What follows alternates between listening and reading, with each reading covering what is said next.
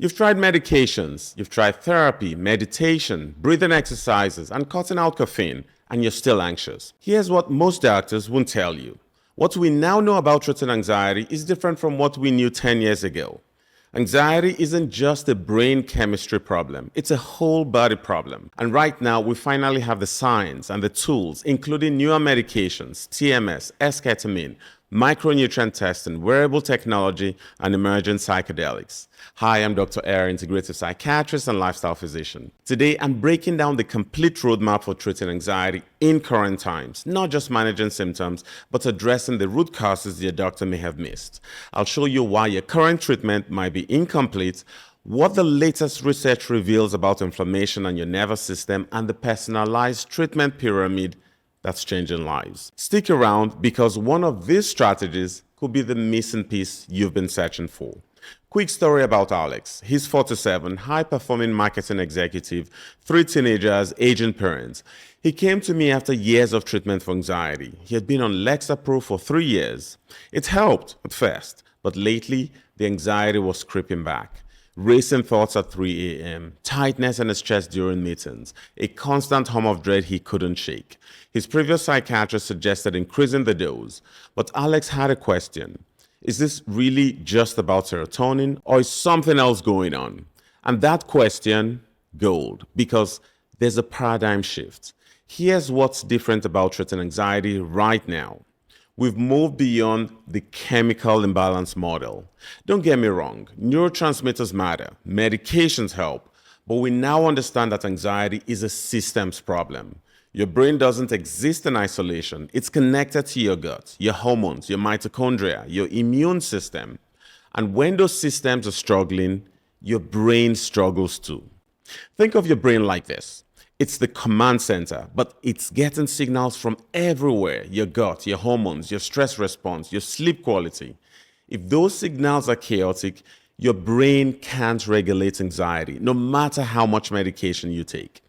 This becomes more common as we get older. Chronic stress over years or decades changes how your nervous system responds. For many adults in midlife, hormonal shifts, accumulated life stress, and metabolic changes create a perfect storm.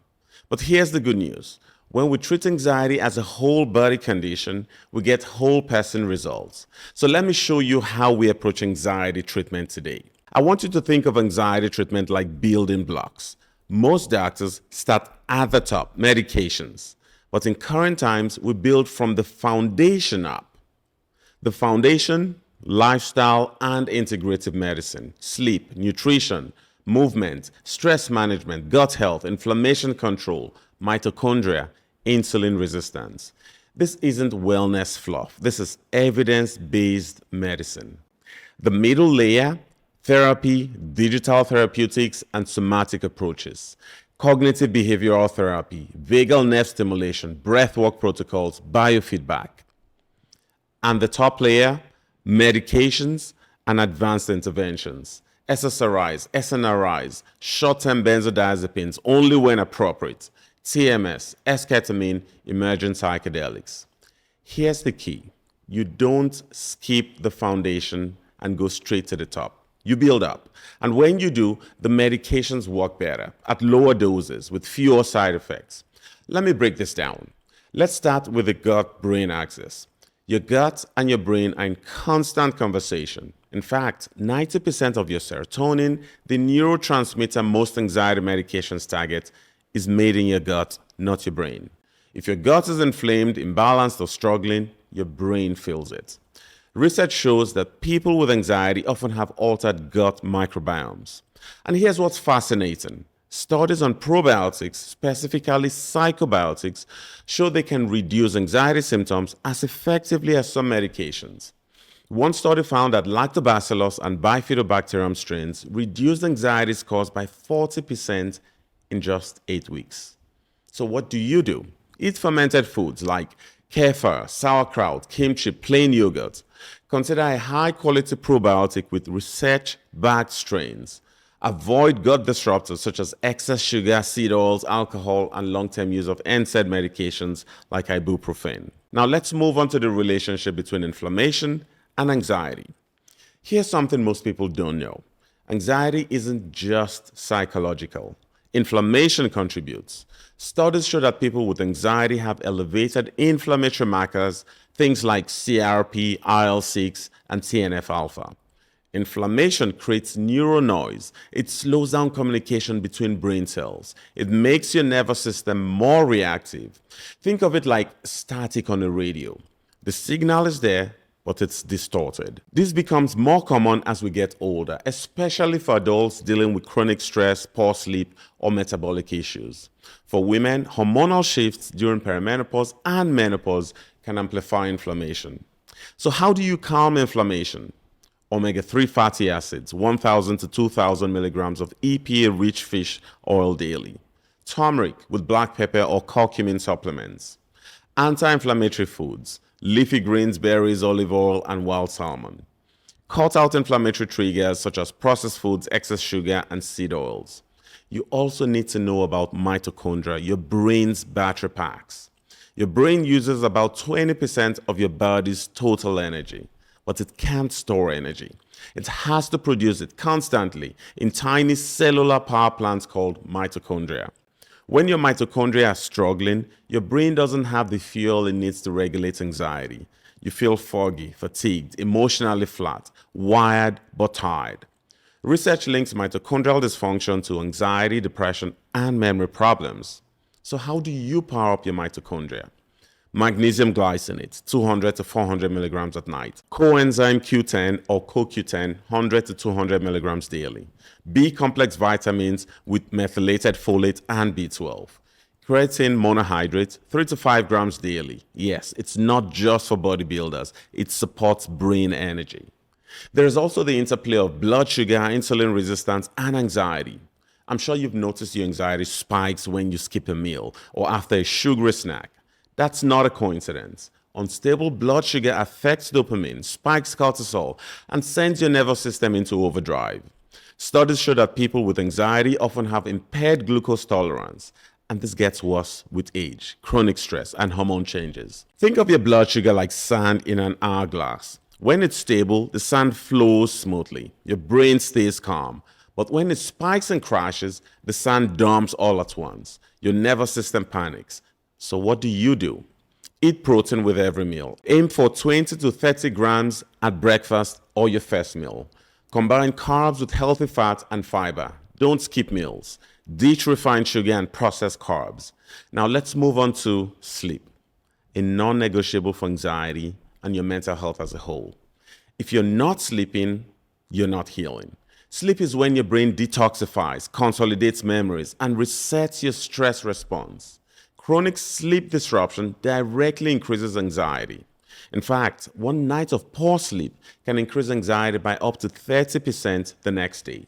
And if you're dealing with insomnia, early morning waking, or restless sleep, that's a red flag that your nervous system needs support.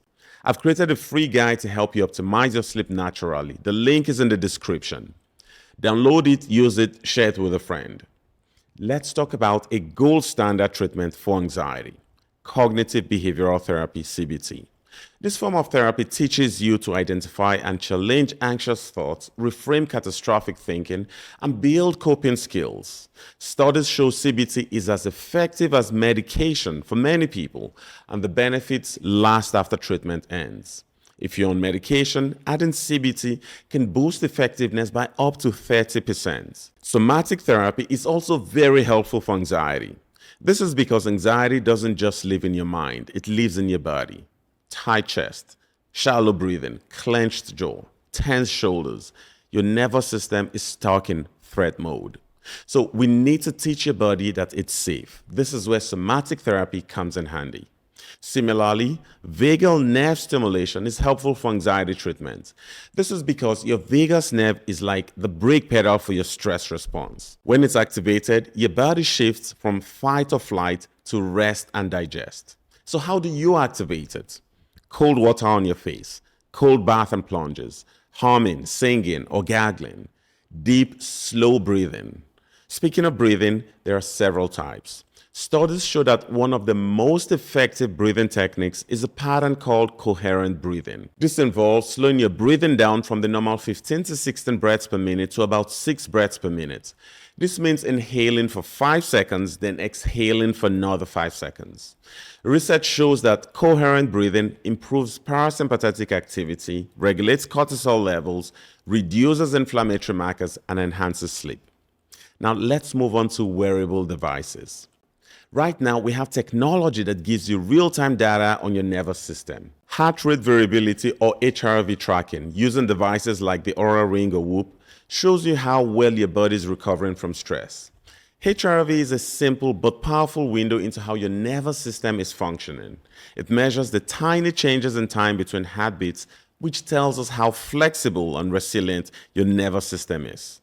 When anxiety is high, the body often gets stuck in fight or flight, and HRV tends to run low. That low HRV is a sign that your system is under stress and having a harder time calming itself. Tracking HRV helps you see whether your body is actually recovering. As HRV improves, it usually means your nervous system is becoming more balanced, more adaptable, and better able to handle stress. You can use this data to adjust your sleep, exercise, and stress management in real time. Another important treatment to point out is digital therapeutics. The treatment toolkit for anxiety also includes FDA-approved apps and virtual reality-based exposure therapy. These aren't just wellness apps. They're clinically validated interventions. Virtual reality exposure therapy, for example, is highly effective for social anxiety, phobias, and PTSD. Now let's talk medications. I'm not anti-medication. I prescribe them regularly, but I believe in using the right medication at the right dose for the right person. The fewer the medications and the smaller the doses, the better. When it comes to treating anxiety with medications, selective serotonin reuptake inhibitors or SSRIs like Lexapro, Zoloft, and Prozac are first-line treatments. Serotonin norepinephrine reuptake inhibitors, SNRIs, such as Effexor and Cymbalta, target both serotonin and norepinephrine. These medications work. They save lives, but they are not perfect. Side effects can include weight gain, sexual dysfunction, and emotional blunting. And they take 4 to 6 weeks to work fully. That's why building the foundation first is so important. When your gut, inflammation, and blood sugar are stable, medications work better at lower doses. Medications like Xanax, Ativan, and Klonopin are called benzodiazepines. These work fast and are helpful for acute panic attacks or short-term use, but they are not a long-term solution. That's because they are addictive. They've been linked to memory problems and increased fall risk. Withdrawals can also be brutal, even resulting in seizures and death in some cases. Benzodiazepines should only be used sparingly under close medical supervision. Buspirone, on the other hand, is an underrated option for generalized anxiety. It is non-addictive, doesn't cause sedation, and has fewer side effects than SSRIs. It takes a few weeks to work, but it's worth considering, especially if you've had bad experiences with other medications. Hydroxyzine is a medication classified as an antihistamine that also reduces anxiety. It is non-addictive, works quickly, and is great for situational anxiety and sleep difficulty. Propranolol is a beta blocker that blocks the physical symptoms of anxiety, racing heart, trembling, sweating. It's perfect for performance anxiety such as public speaking, presentations, and social situations. It doesn't treat the mental anxiety, but it stops your body from spiraling. In addition to medications, there are also other advanced interventions for anxiety. So let's talk about some of them. Transcranial magnetic stimulation, or TMS, is FDA approved for depression, not anxiety. However, we often see anxiety symptoms improve as depression improves during the course of TMS. TMS works differently from medications by using targeted magnetic pulses to stimulate underactive areas of the brain involved in mood regulation, especially in the prefrontal cortex. As mood stabilizes and brain networks become more balanced, many patients notice less anxiety, fewer intrusive thoughts, and an improved ability to cope with stress, even though anxiety is not the primary indication. You also need to know about esketamine, also called Spravato. This is FDA approved for treatment-resistant depression, not anxiety. That said, in clinical practice, we often see that as depression lifts, anxiety symptoms improve as well. Esketamine works very differently from traditional antidepressants like SSRIs or SNRIs. Instead of primarily targeting serotonin, it acts on the brain's glutamate system, specifically NMDA receptors. It works fast for many patients, and some feel much better just hours or days after the first dose. Another very exciting development in anxiety treatment is psychedelics. Psilocybin and MDMA are showing remarkable results in clinical trials for anxiety, depression, and PTSD. These aren't mainstream yet, but they're coming. Here's the truth. There's no one-size-fits-all treatment for anxiety. What works for Alex might not work for you. That's why we use a personalized approach. We look at your biomarkers, inflammation, nutrient levels, hormone status, your life context, stress load, sleep quality, support system, your genetics, how your genes affect the way your body responds to medications, your treatment history, what's worked, what hasn't, and we'll build a plan that's yours. Here's the mistake I see over and over. People treat symptoms, not systems. They take a medication but ignore sleep. They try therapy but consume high amounts of inflammatory foods. They start supplements but never address chronic stress. And then they wonder why nothing works. Your brain isn't broken. It's likely underpowered, undernourished, and overworked. Remember Alex, the patient I told you about earlier? We didn't just increase his Lexapro. We ran labs. His vitamin D was critically low. His B12 and RBC magnesium were also low. His thyroid function test showed he was hyperthyroid, so we addressed this in collaboration with his endocrinologist.